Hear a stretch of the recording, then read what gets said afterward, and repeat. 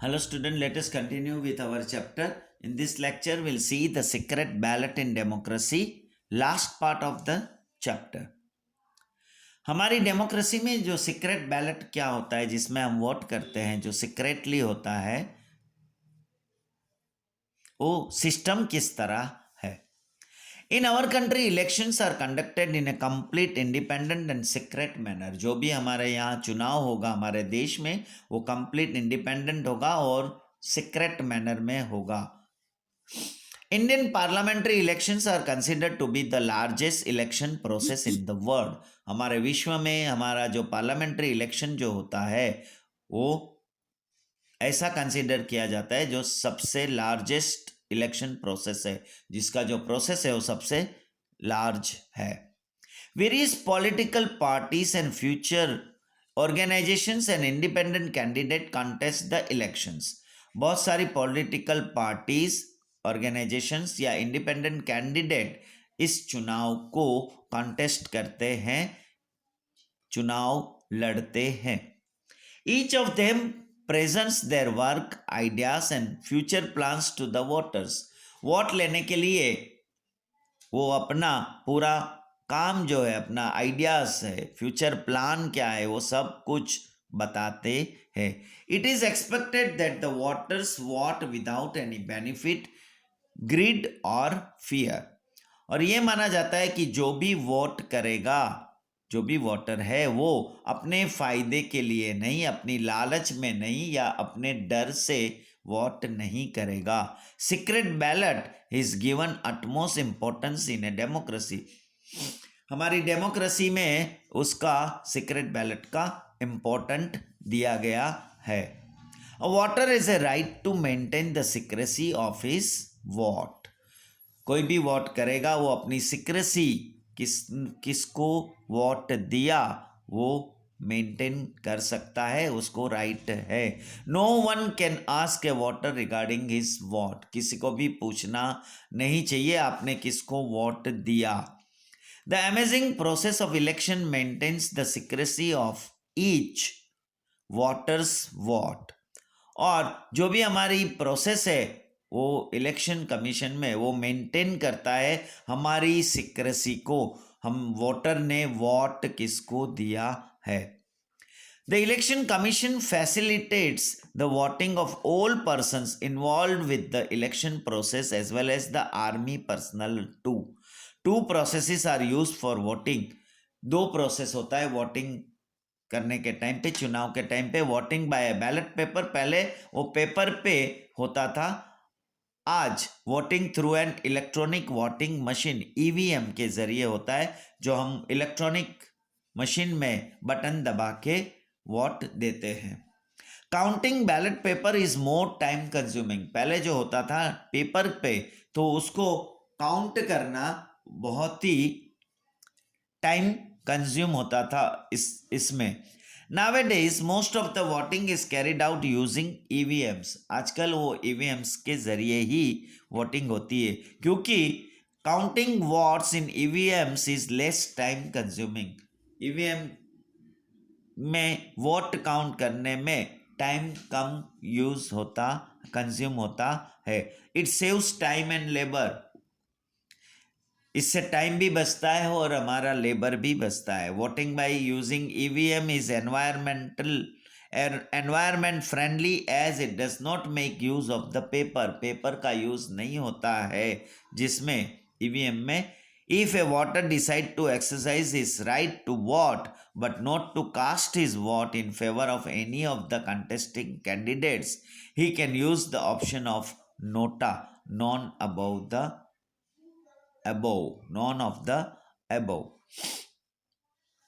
Democracy and political parties. हमारे जो democracy है और हमारे कितनी पॉलिटिकल पार्टीज है, राजकीय पार्टी, जैसे हम कांग्रेस है, बीजेपी है.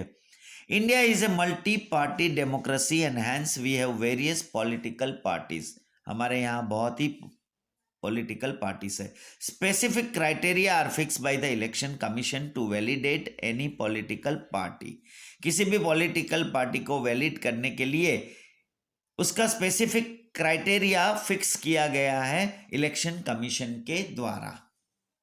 Political parties are classified either into national party or regional party based on certain specific policies and criteria decided by the election commission. Election commission जो है उसने अपना क्राइटेरिया डिसाइड किया है, उसमें स्पेसिफिक पॉलिसीज के बेस पे कौन सी नेशनल पार्टी है और कौन सी रीजनल पार्टी है उसको क्लासिफाइड किया गया है. As per this, a party that secures more than 4% of the total votes in the previous general elections in at least 4 major states, it is identified as a national party. अब national party का क्या criteria दिया है? जो party 4% से ज्यादा पिछले election में 4 स्टेट्स से एटलीस्ट 4 मेजर स्टेट्स में जीता है, वो नेशनल पार्टी आइडेंटिफाइड होता है. And rest are identified as regional parties, और बाकी की पार्टी जो है उसको रीजनल पार्टीज में क्लासिफाइड किया गया है.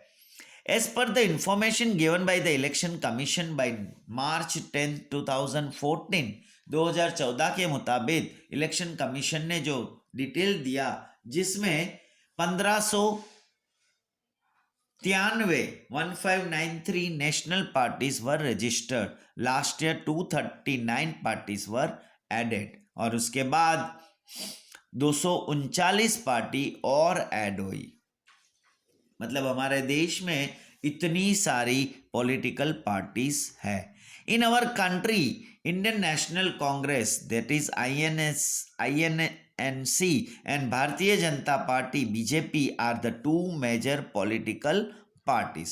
Along with this, इसके साथ साथ Bahujan Samajwadi party BSP, communist party of India Marxist CPIM and National Congress Party that is NCP are the other national parties. ये सारी नेशनल पार्टीज है. इसके अलावा भी शिवसेना है, फिर Trinamool Congress, Samajwadi party, Dravida Munnetra Kazhagam DMK party, all India Anna Dravida AIDMK Kazhagam party, Aam Aadmi party आप party, Janata Dal United JDU, राष्ट्रीय Janata Dal RJD are regional parties. ये सारी रीजनल पार्टीज है. Based on the specified criteria, any national party can lose its status or any regional party can gain the status of the national party depending on the number of votes obtained by the party.